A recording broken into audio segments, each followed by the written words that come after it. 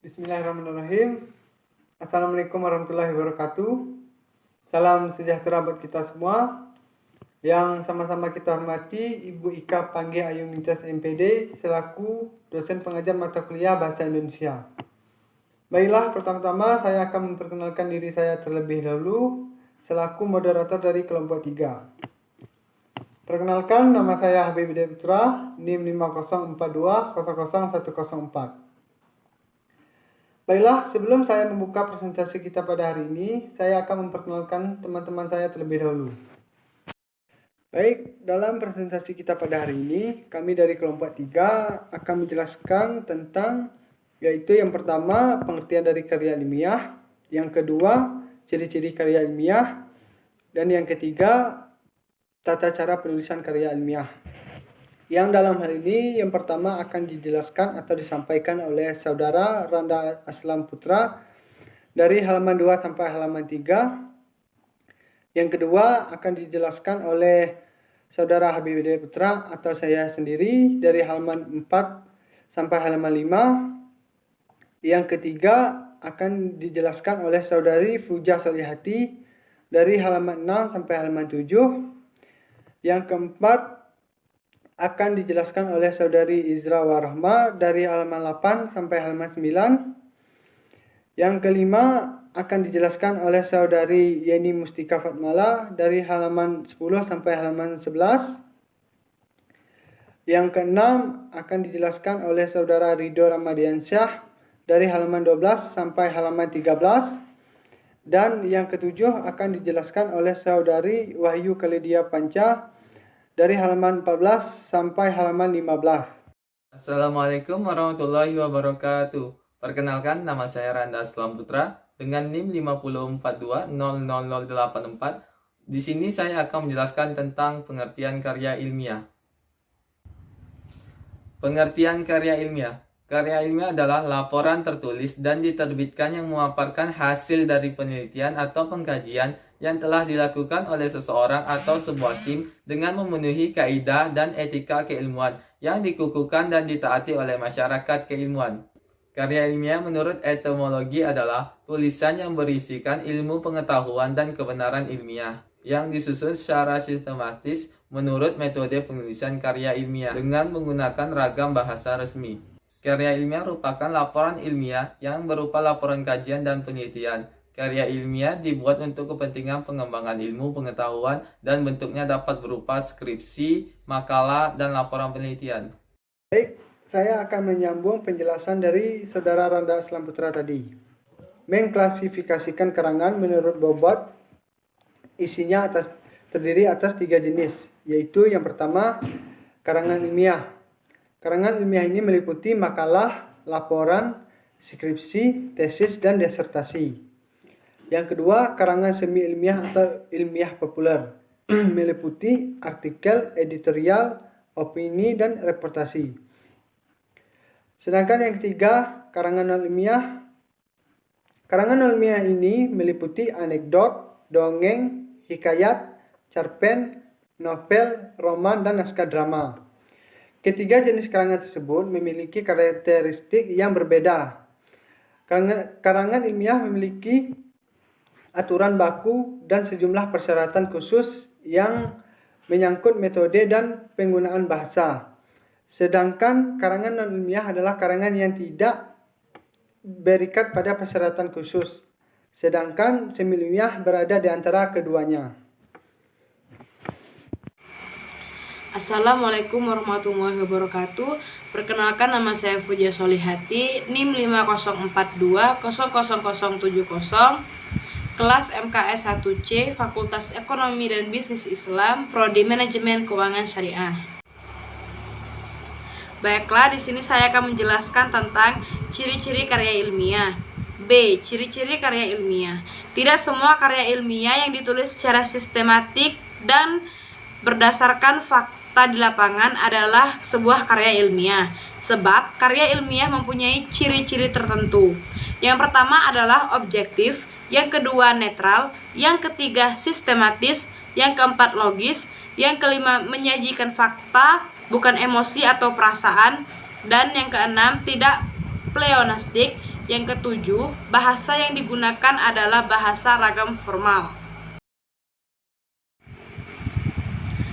C. Syarat karya ilmiah.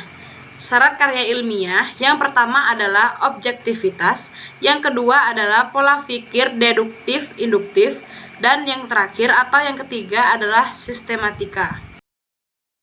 Assalamualaikum warahmatullahi wabarakatuh. Perkenalkan, nama saya Izra Warohmah. Baiklah, di sini saya akan menjelaskan tata cara penulisan ilmiah terdiri dari 3 bagian, yaitu 1.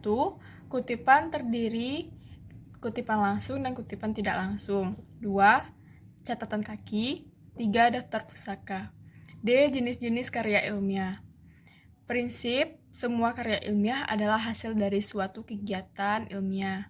Dalam hal ini yang membedakannya hanyalah materi, susunan, tujuan, serta panjang pendeknya. Karya ilmiah tersebut secara garis besar tersebut diklarifikasikan menjadi 2 bagian, yaitu 1. Karya ilmiah pendidikan, dan 2. Karya ilmiah dan penelitian. Sekian, terima kasih. 1. Karya ilmiah pendidikan adalah digunakan sebagai tugas untuk meresume pelajaran serta sebagai persyaratan mencapai suatu gelar pendidikan. Jenis-jenis karya ilmiah pendidikan sebagai berikut. A. Paper atau lebih populer dengan sebutan karya tulis adalah karya ilmiah berisi ringkasan resume suatu mata kuliah tertentu atau ringkasan dari suatu ceramah yang diberikan oleh dosen kepada mahasiswa. B. Transkripsi adalah karya ilmiah pendidikan yang digunakan sebagai persyaratan mendapatkan gelar sarjana muda. C. Skripsi. Skripsi adalah karya ilmiah yang mengemukakan pendapat penulis berdasarkan pendapat orang lain. Pendapat yang diajukan harus didukung oleh data dan fakta-fakta empiris yang objektif, baik yang berdasar penelitian langsung maupun penelitian tidak langsung. C. Tesis. Tesis adalah suatu karya ilmiah yang sifatnya lebih dalam daripada skripsi. Tesis merupakan syarat untuk D. Tesis. Tesis adalah suatu karya ilmiah yang sifatnya lebih mendalam daripada skripsi. Tesis merupakan syarat untuk mendapatkan gelar magister atau S2. E. Disertasi. Disertasi yaitu suatu karya ilmiah yang mengemukakan suatu dalil yang dapat dibuktikan oleh penulis berdasarkan data dan fakta akurat dengan analisis terinci.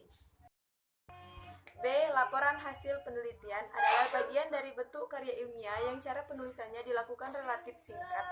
C. Jurnal penelitian adalah buku yang terdiri atas karya ilmiah yang isinya berupa hasil penelitian dan resensi buku. Jurnal penelitian ini harus ditulis secara teratur dan sebaiknya mendapatkan nomor dari suatu perpustakaan nasional berupa ISSN atau International Standard Serial Number. Assalamualaikum warahmatullahi wabarakatuh. Perkenalkan, nama saya Ridho Rahmatdiansah, NIM 504200074. Ridho dari kelompok 3. Ridho akan melanjutkan pembahasan yang sebelumnya udah disampaikan oleh teman Ridho sendiri, yaitu kelompok ketiga. Baiklah, Ridho akan melanjutkan pembahasannya, yaitu yang E. Yang E adalah sistematika atau kerangka penyusunan karya ilmiah. Hasil penelitian yang dilaporkan dalam bentuk tulisan merupakan karya ilmiah. Oleh karena itu, penulisannya harus menuruti suatu aturan kerangka. Penulisan tertentu, aturan penulisan tersebut dapat berbeda-beda tergantung pada lembaganya yang bersangkutan. Secara umum, kerangka penulisan karya ilmiah dapat dibagi dalam 3 bagian. Yang pertama itu pendahuluan, yang kedua itu isi, yang ketiga itu penutup. Saya akan melanjutkan pembahasan berikutnya. Yang pertama itu bagian pendahuluan. Bagian ini biasanya berisi halaman, judul, halaman pengesahan, kata pengantar, daftar isi, daftar tabel, daftar gambar, dan grafik. Baiklah, saya akan menjelaskan pengertian masing-masing gitu. Yang pertama itu halaman judul. Judul ditulis untuk mengetahui garis besar isi laporannya. Yang kedua itu halaman pengesahan, yaitu halaman pengesahan ini digunakan terutama untuk karya-karya ilmiah yang biasa diujikan atau dipertahankan di depan pengujian tersebut seperti skripsi, tesis, dan disertasi. Yang ketiga itu kata pengantar. Dalam kata pengantar dicantumkan terima kasih atau orang-orang, lembaga, organisasi, dan pihak-pihak lain yang telah membantu. Yang keempat itu halaman abstrak. Abstrak adalah ikhtisar atau inti dari sebuah karangan. Yang kelima itu daftar isi. Daftar isi merupakan petunjuk untuk para pembaca. Yang terakhir itu adalah daftar tabel atau gambar dan grafik. Jika menggunakan lampiran tabel, gambar, dan grafik untuk menunjang isi laporan, maka harus mencantumkan nomor urut dan halaman yang jelas. Assalamualaikum warahmatullahi wabarakatuh. Perkenalkan, nama saya Wahyu Halidia Panca, NIM 504200089, kelas 1C, Prodi Manajemen Keuangan Syariah. 2. Bagian isi. Secara umum, bagian isi terdiri dari pendahuluan, landasan teori dan tinjauan pustaka, hasil penelitian, dan kesimpulan dan saran. Pada pendahuluan, memaparkan latar belakang dan perumusan masalah, tujuan dan kegunaan penelitian, hipotesis, penjelasan, dan metode penelitian.